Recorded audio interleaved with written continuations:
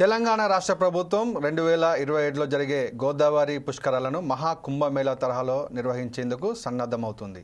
ఈ నేపథ్యంలో సీఎం రేవంత్ రెడ్డి ఇవాళ అధికారులతో సమీక్షా సమావేశం నిర్వహించనున్నారు. పుష్కరాల సమయంలో భక్తుల రద్దీ, సౌకర్యాల అవసరం, భద్రత, వాహనాల నిర్వహణ తదితర అంశాలపై ఈ భేటీలో చర్చించనున్నారు. గత పుష్కరాల్లో వచ్చిన అనుభవాలతో పాటు ఇతర రాష్ట్రాల మోడల్స్ను పరిశీలించి విశ్లేషణాత్మకంగా నిర్ణయాలు తీసుకోవాలని ప్రభుత్వం భావిస్తోంది.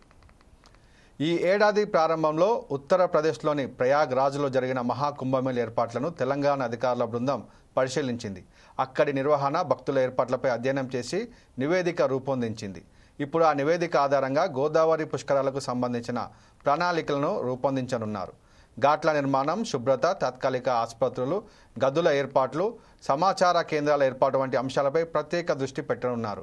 2015లో జరిగిన గోదావరి పుష్కరాల్లో సుమారు 4.5 కోట్ల మంది భక్తులు పవిత్ర స్నానాలు ఆచరించారు. 2027లో ఈ సంఖ్య దాదాపు 10 కోట్లకు చేరే అవకాశం ఉందని అధికారులు అంచనా వేస్తున్నారు.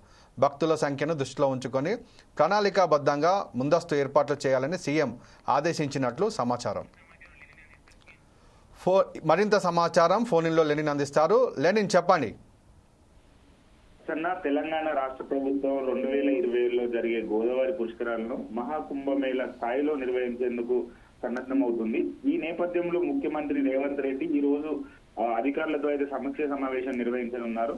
పుష్కరాల సమయంలో భక్తి రద్దీ, సౌకర్యాల అవసరము, భద్రత, వాహనాల నిర్వహణ తదితర అంశాలపై చర్చ జరగనుంది.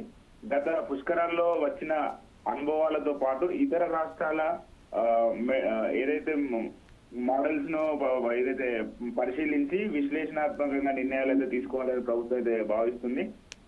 ఈ ఏడాది ప్రారంభంలో ఉత్తరప్రదేశ్ లో ప్రయాగ్రాజ్ లో జరిగిన మహాకుంభమేళ ఏర్పాట్లను తెలంగాణ అధికారులు బృందం పరిశీలించింది. అక్కడ నిర్వహణ, భక్తుల ఏర్పాట్లపై అధ్యయనం అయితే చేసిన నివేదిక రూపొందించి ఉంది. ఇప్పుడు ఆ నివేదిక ఆధారంగా గోదావరి పుష్కరాలను సంబంధించిన ప్రణాళికలను రూపొందించనున్నారు. ఘాట్ల నిర్మాణాలను, శుభ్రత, తాత్కాలిక ఆసుపత్రులు, గదుల ఏర్పాట్లు, సమాచార కేంద్రాల వంటి అంశాలపై ప్రత్యేక దృష్టి అయితే పెట్టనున్నారు.